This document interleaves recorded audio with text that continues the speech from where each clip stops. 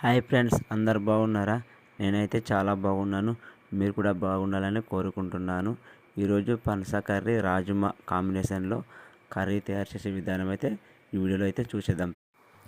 ఈ వీడియో చూసే ముందే అయితే సబ్స్క్రైబ్ చేయడం, అలాగే బెల్ ఐకాన్ క్లిక్ చేయడం అయితే మర్చిపోకండి ఫ్రెండ్స్.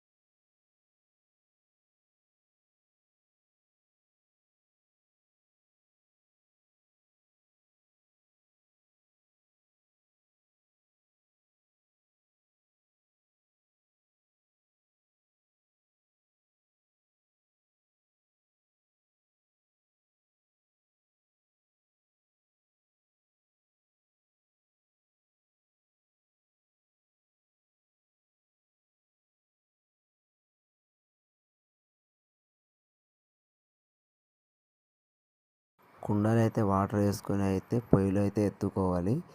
ఎసరు వచ్చిన తర్వాత అయితే రాజ్మా కందులు అయితే వేసుకోవాలి. రాజ్మా ఉడికిందా లేదా అని చెక్ చేసుకొని లైట్గా ఉడికితే మనం కట్ చేసుకున్న పనసకాయని అయితే ఎత్తుకోవాలి.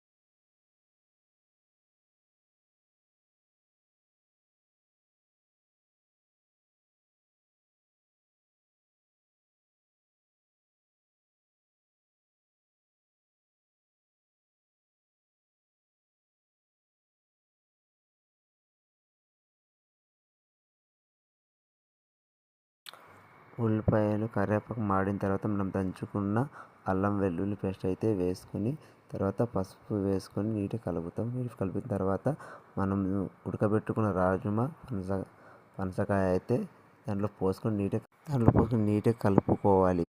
నీట్గా కలుపుకొని కాసేపు పోయిన తర్వాత అయితే టమాటా మనం రెడీ కట్ చేసుకున్న టమాటా అయితే వేసుకోవాలి. టమాటా వేసుకుని తర్వాత మూత అయితే వేసేసుకోవాలి. మూత వేసుకున్న తర్వాత కాసేపు పోయిన తర్వాత మనకు గరం మసాలా అయితే వేసుకోవాలి. సాల్ట్ సరిపోయిందో లేదో చూసుకొని మళ్ళీ ఇంకోసారి సాల్ట్ అయితే మేము వేసుకుంటున్నాము.